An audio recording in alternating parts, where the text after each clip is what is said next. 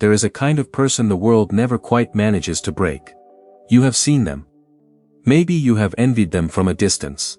The person who gets betrayed and does not collapse. The person who loses something they loved and still gets up the next morning with something intact behind their eyes.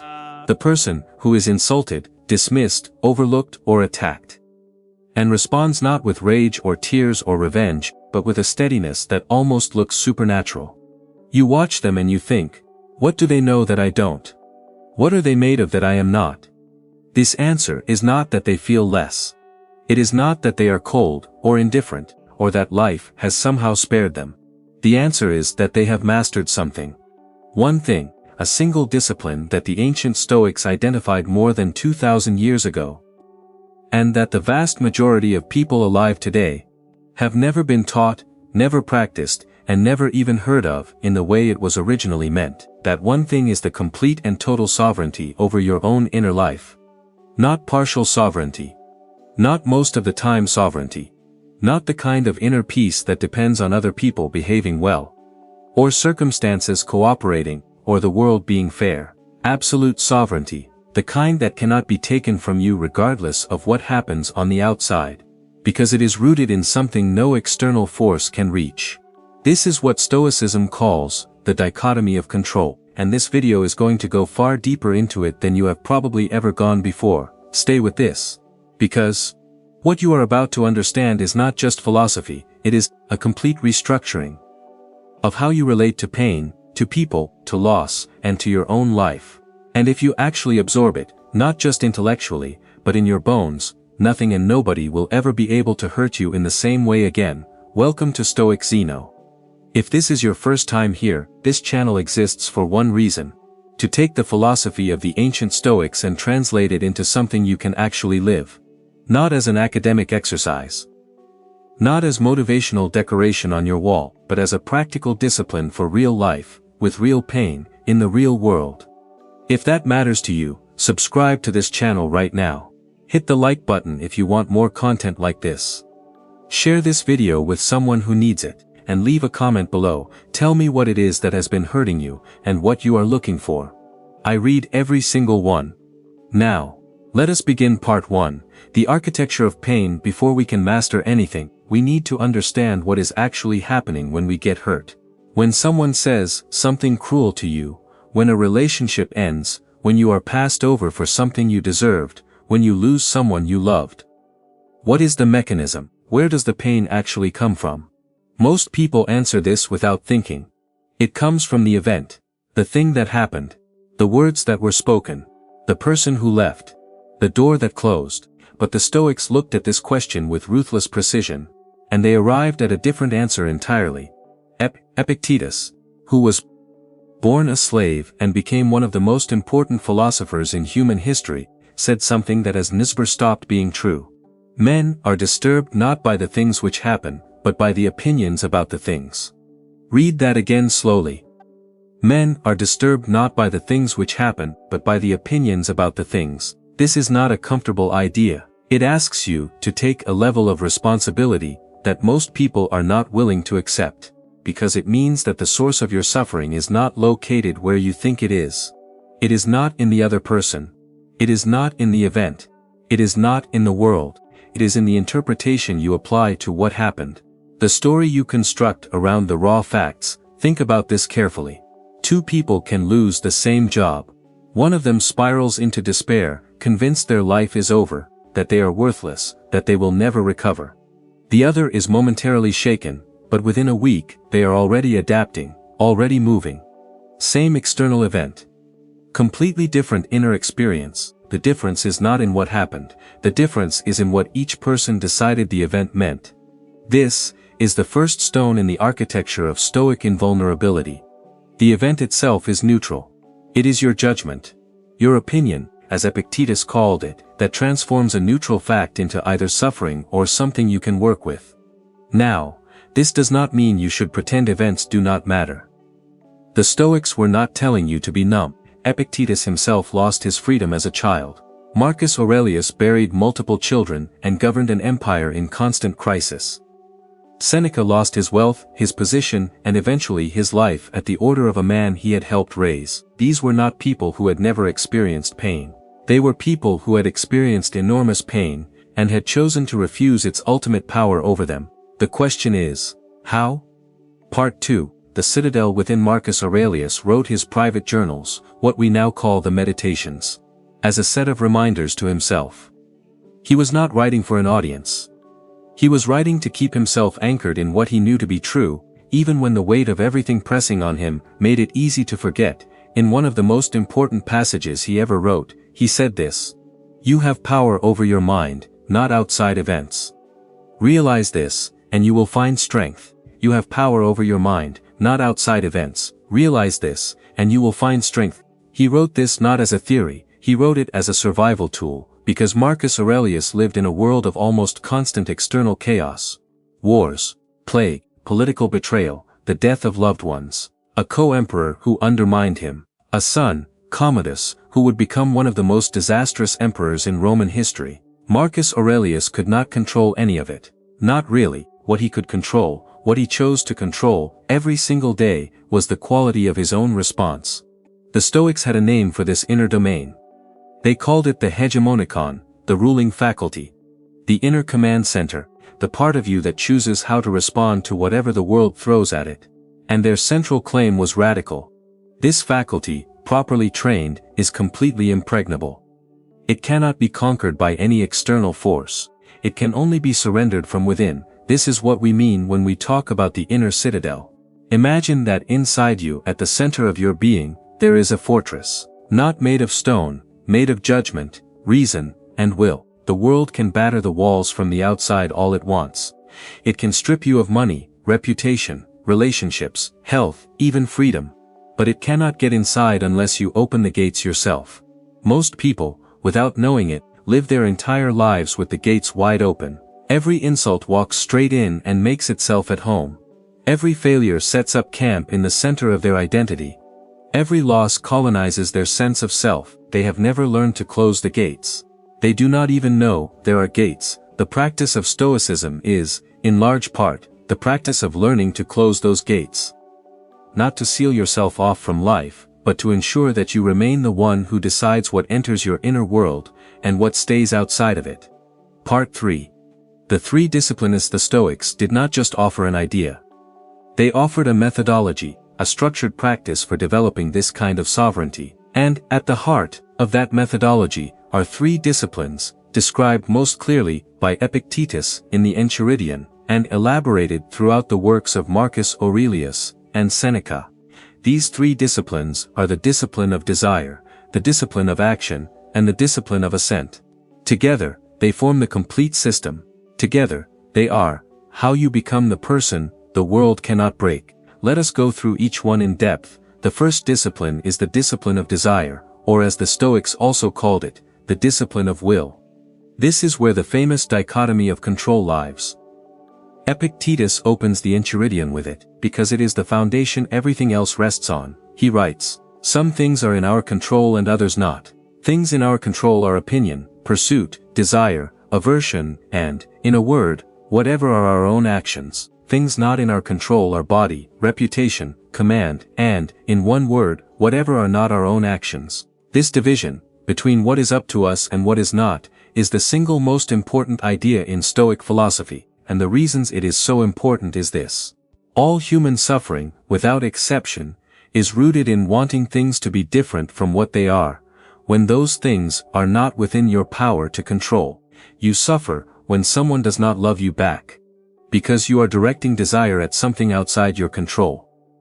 You suffer when your reputation is damaged, because you have made your sense of worth dependent on what others think, which is not in your control. You suffer when your body gets sick, when the economy collapses, when someone you love dies, because you are attached to outcomes that were never fully in your hands. The discipline of desire does not tell you to stop caring, it tells you to redirect what you care about.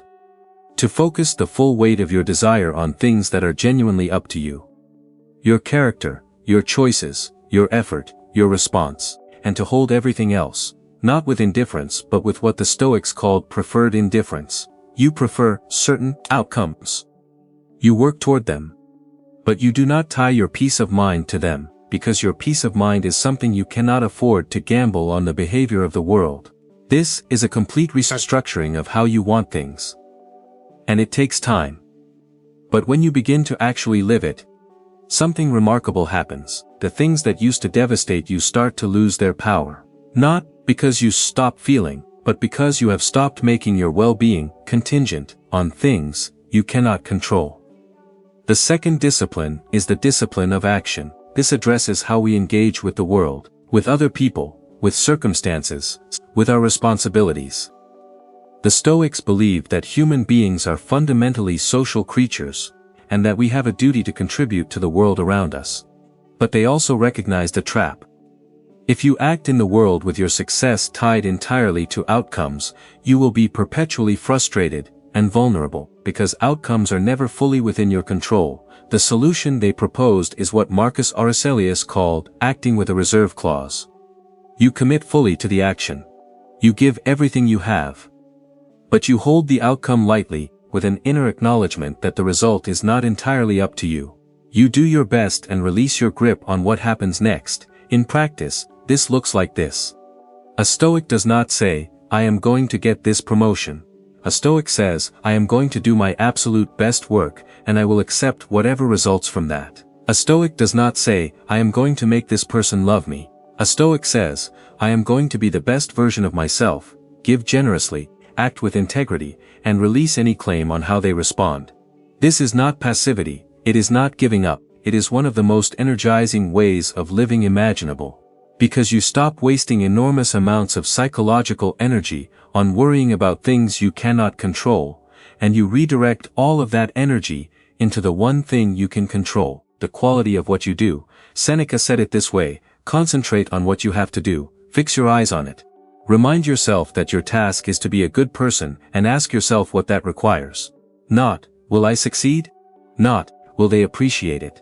Not, will the outcome be what I hoped? Those are not your questions to answer. Your question is, what does this moment require of me, and am I giving it? The third discipline is the discipline of assent. This is the most subtle of the three, and in some ways the most powerful. Assent, in Stoic philosophy, refers to the act of agreeing with, or endorsing, an impression. An impression is anything that appears to your mind. A thought, a perception, an interpretation. When something happens, before you have consciously processed it, an impression forms in your mind. It might be, this is a disaster, or this person hates me, or I am worthless. Those impressions arise spontaneously.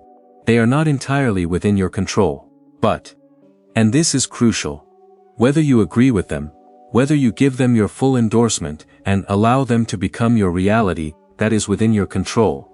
This is the gate. This is where the inner citadel is either defended or surrendered. Marcus Aurelius practiced this discipline constantly.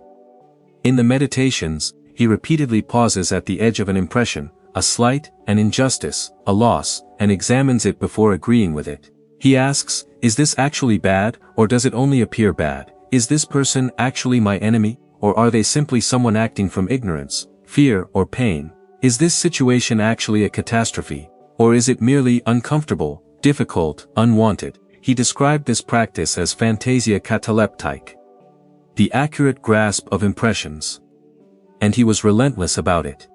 Because he knew that the moment you give automatic assent to a negative impression, you have already surrendered, the suffering has already begun, the citadel has already been breached. The discipline of assent asks you to insert a pause, even a fraction of a second, between the impression and your response.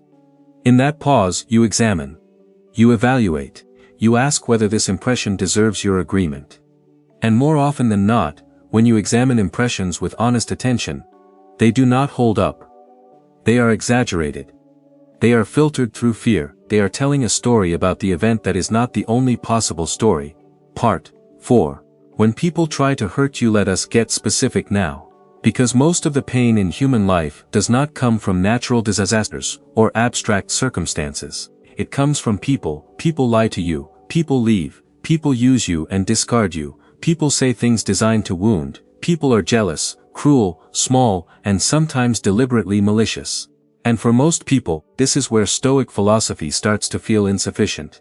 Because, It is one thing to philosophize about external events, and it is another to look at a person who has genuinely wronged you and be expected to be at peace. But the Stoics had a great deal to say about this, and it is more sophisticated than simple forgiveness or detachment. Marcus Aurelius, who dealt with courtiers who schemed against him, generals who undermined him, and a son whose character broke his heart, wrote this: "When you wake up in the morning, tell yourself, the people I deal with today will be meddling, ungrateful, arrogant, dishonest, jealous, and surly. They are this way because they cannot tell good from evil." He wrote this not to cultivate bitterness, but to inoculate himself against surprise, because one of the chief sources of pain in human relationships is the expectation that people will behave better than they do. When that expectation is violated, which it always eventually is, the disappointment compounds the injury. The Stoic approach to people begins with a clear-eyed understanding of human nature. Human beings, including you, are capable of a full range of behavior, from extraordinary nobility to breathtaking pettiness. People are often acting from fear, ignorance, past wounds, and unconscious drives they cannot even name. When someone hurts you, in most cases, they are not fundamentally evil, they are confused, they are frightened. They are, in Marcus Aurelius's phrase, unable to tell good from evil, unable to clearly see what genuine goodness requires in this moment. This does not excuse their behavior. The Stoics were not naive. But it does change the meaning of their behavior. A wound inflicted by ignorance is different from a wound inflicted by a fully conscious, freely choosing agent of evil, and most of the wounds we receive in life fall into the first category. Epictetus made a point that cuts even deeper. He said, "If someone spoke badly of you, consider whether what they said is true. If it is, what is there to be angry about? If it is false, then the problem is theirs, not yours. This is a blade, not a cushion. It forces you to look at the insult or the criticism or the cruelty and ask, is any of it true? If it is, then you have been given information you can use to grow, and the fact that it was delivered harshly is irrelevant.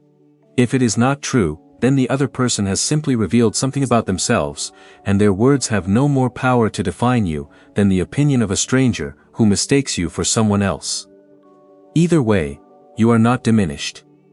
Either way, your inner sovereignty is intact." Part 5. The practice of negative visualization. There is another Stoic practice that contributes directly to invulnerability, and it is perhaps the most misunderstood. Negative visualization, or what the Stoics called premeditatio malorum, the premeditation of evils. This practice involves deliberately, consciously, imagining worst-case scenarios, not dwelling in them with anxiety, not catastrophizing, but methodically, calmly considering, what is the worst that could happen here? What am I most afraid of losing? What would my life look like if this person left, if this opportunity failed, if this health continued to deteriorate? To modern sensibilities, this sounds like a recipe for misery.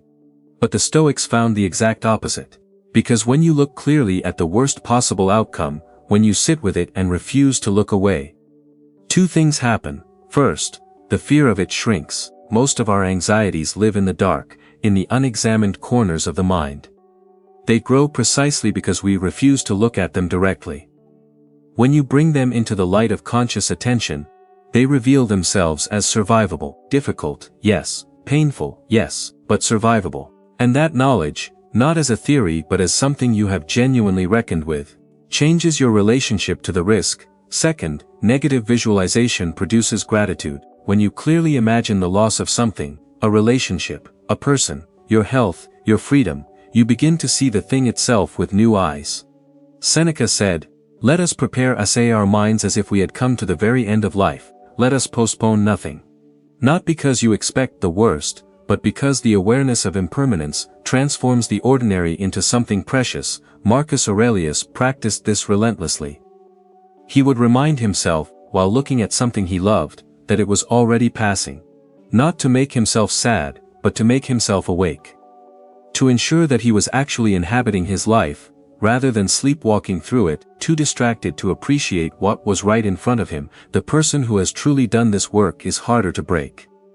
Because they are never in the position of someone who believed, on some unconscious level, that things would never change. They have already made their peace with the impermanence.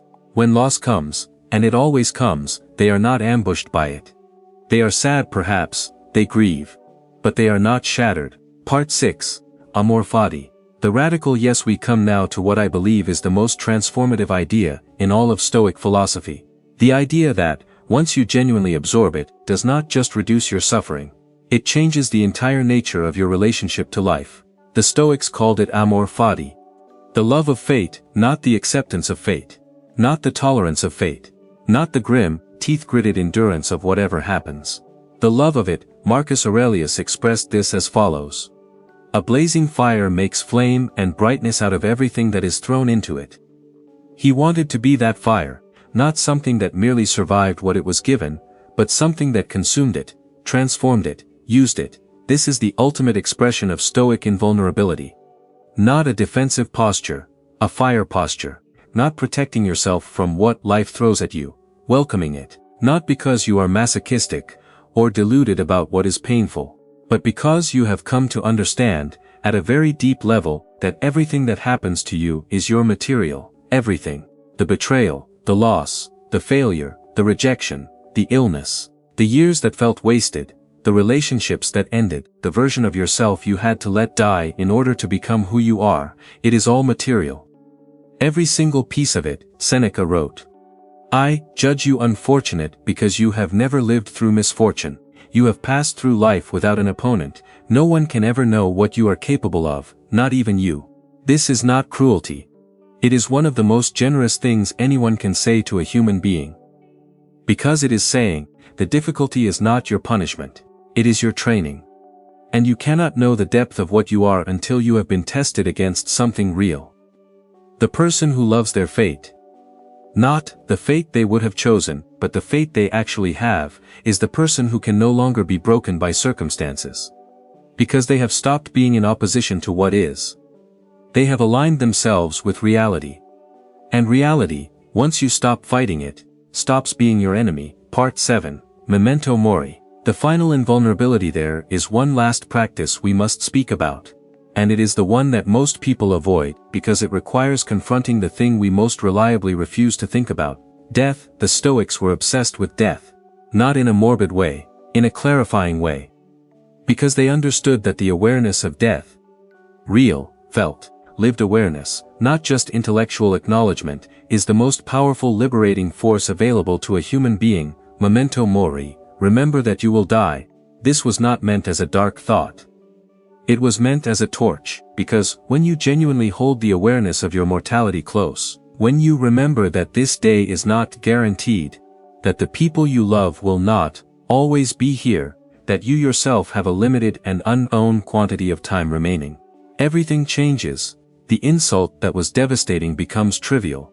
The grudge you have been nursing for years becomes absurd. The fear of what people think of you, which is not in your control and will not outlast either of you anyway, simply dissolves.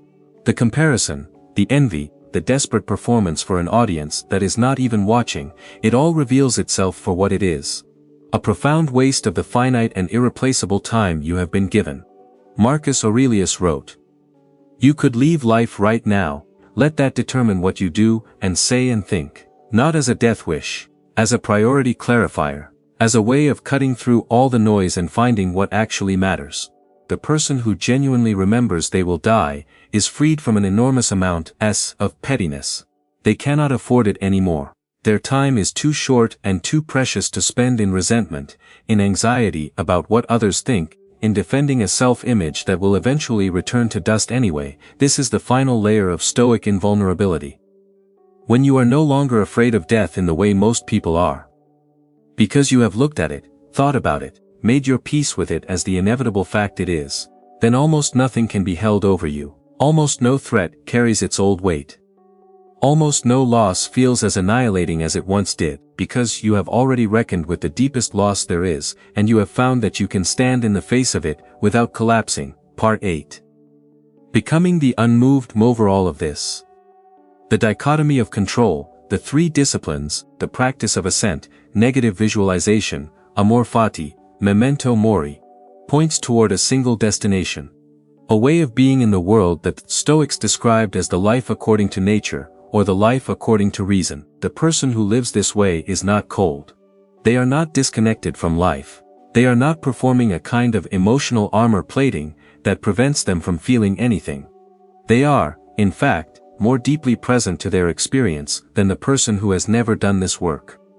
They feel joy more cleanly, because it is not constantly shadowed by the fear of losing it. They love more freely because they are not desperately clutching at people and demanding that those people remain a certain way in order for them to be okay. They act generously in the world not because they expect to be rewarded, but because virtue, being genuinely good, is its own reward, the only reward that cannot be taken from you. They face difficulty without flinching, not because they are immune to pain, but because they have a deep and earned confidence in their own ability to meet whatever comes. They are what Epictetus described as the ideal Stoic, someone who has identified completely with the only thing that is truly theirs. The quality of their choices, the integrity of their character, the freedom of their inner response. And who holds everything else, however loved, however desired, with an open hand. This is the person the world cannot hurt. Not because the world stops trying, but because they have removed the mechanism by which the world's attacks used to land. They have taken back the keys to their own inner life, and they have decided, quietly, deliberately, irrevocably, that no one else gets to hold those keys. You can be this person, not perfectly, not all at once, not without practice, without setbacks, without days when the old automatic responses override the new discipline. The Stoics themselves, Marcus Aurelius, Epictetus, Seneca, wrote about their own failures to live up to the philosophy. Marcus Aurelius's meditations are full of him reminding himself, again and again, of things he apparently kept forgetting. The practice is not about perfection. It is about direction. You are moving toward sovereignty over your own inner life. You are building the citadel, brick by brick, discipline by discipline, day by day. And every time you pause before giving assent to a destructive impression, you place a brick. Every time you remind yourself that the outcome is not in your control but the effort is, you place a brick. Every time you look at your mortality and find that you can face it without turning away, you place a brick. And one day, not a distant, hypothetical one day, but a day you can actually reach, someone will say something cruel to you, or something will be taken from you, or life will hand you something you did not want, and you will notice something.